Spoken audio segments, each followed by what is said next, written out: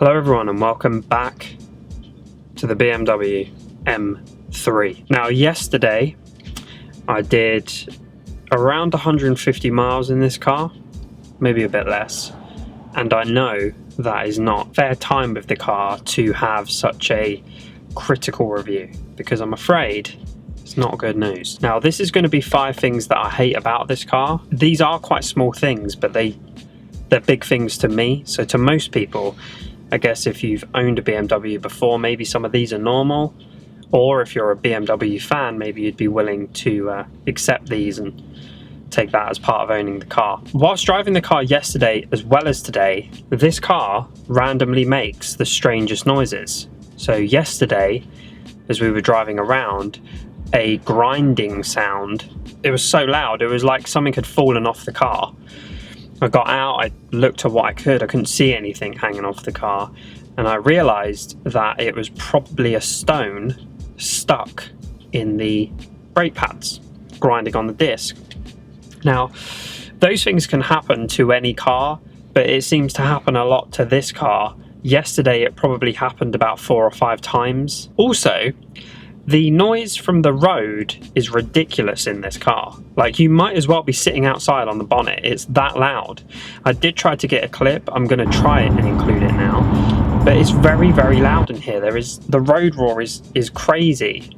And also, the noise in the wheel arches. Like, I live in the countryside, so a lot of the roads are dusty around here. And of course, you know, BMW can't be held responsible for that. But I drove an RS6 around the exact same roads. I'm in the exact same place recording the video I did for that car, and I didn't have that issue. And those tyres and wheels were just as wide. So I don't really know what's going on there, but it sounds like you're driving over gravel constantly, even if you're driving on a normal tarmac road. The other thing is, this morning coming out to do this video, I thought, okay, let me just drive around the long block, heat the car up, all that jazz.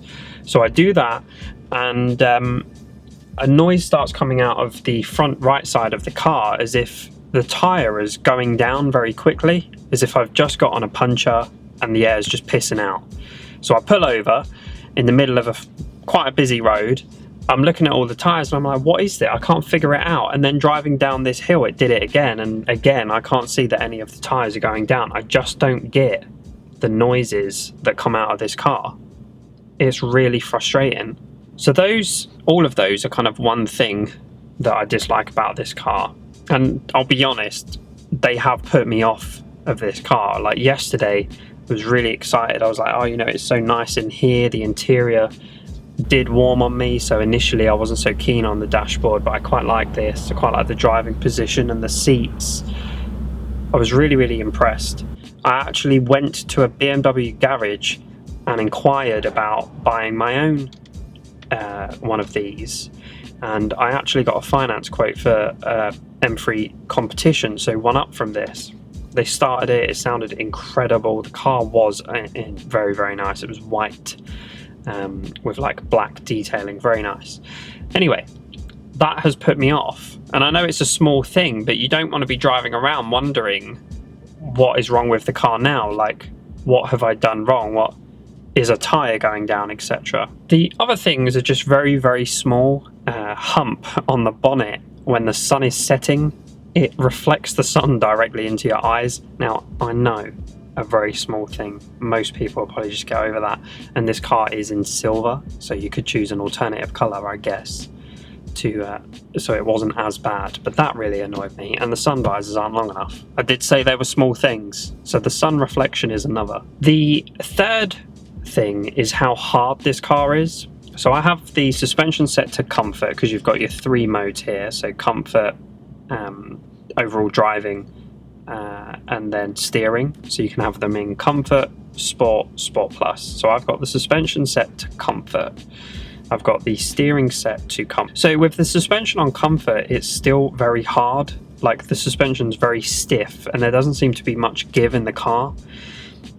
And the only way that I can describe how it can sometimes feel driving around here is that the 2 front wheels are loose, because the front of the car like jitters as you're going over these different surfaces, so the two tires, they jitter, and it can make the driving experience feel really strange because you're a bit wary about putting your foot down, and just in case you drift off into a ditch and then fucking fly off into a hedge.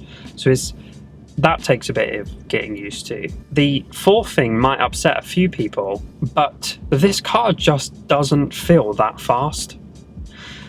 It's very loud. A lot happens. The turbos are pulling in air, and it's doing everything you would want it to. But in a straight line, it seems as though it's more noise than anything else. Like, you're not really gaining. I mean, don't get me wrong, this car is fast by conventional standards, and it's got 425 brake horsepower. It's not a slow car, but I think I expected more. This has 125 brake horsepower than my car, so I expected it to have so much more pull, and it just doesn't. The miles that I did, that might be a bit of an unfair statement, but for me personally, initially it just didn't feel very fast. It sounds incredible, and BMWs have that particular note when you put your foot down, so that sounds great, that's all there, but the speed just isn't. I don't know. I just don't know about the speed. Speed isn't everything either, and that brings me on to my next thing. My fifth thing that I dislike about this car is it's a 5-door saloon car. It's got a huge boot. The back seats are great. They've got a lot of room back there, but I don't feel like this car is like a family sports car because of how hard it is. And I did try to inquire with BMW yesterday about whether or not they do their own alternative upgraded suspension, like the Audi dynamic suspension, so that it's much softer, because that RS6 was like driving that Range Rover around. It was so soft, but when you put it into dynamic, that's when it stiffened up. I did ask if they had the equivalent of that, but the guy that I was speaking to, I don't think he really knew what I meant. So again, that could be a very unfair statement on my behalf, is the only way I can summarize it. I think the thing is, this car just feels a little bit meh, just feels a bit meh overall, a bit disengaged, can't quite make its mind up. There are other issues around this car that I found. When you're going up hills, for example, there seems to be a bit of a dead zone in the accelerator, and there is quite a lot of travel as well. It's not like a millimetre. I'm not being pedantic. Like, you're giving it some, and then all of a sudden it'll kick you up the arse. Now, those are just the kind of initial things I dislike about this car, and what I will say is this car is still very, very pretty. It looks amazing. It sounds amazing. This is still a nice place to be inside. The dashboard does grow on you, and the dials and stuff, and the screen's also great. The sat-nav's great, that works. I'm going to stop rambling because I don't want to come across as a BMW hater. If you own one of these, tell me, am I on my own here?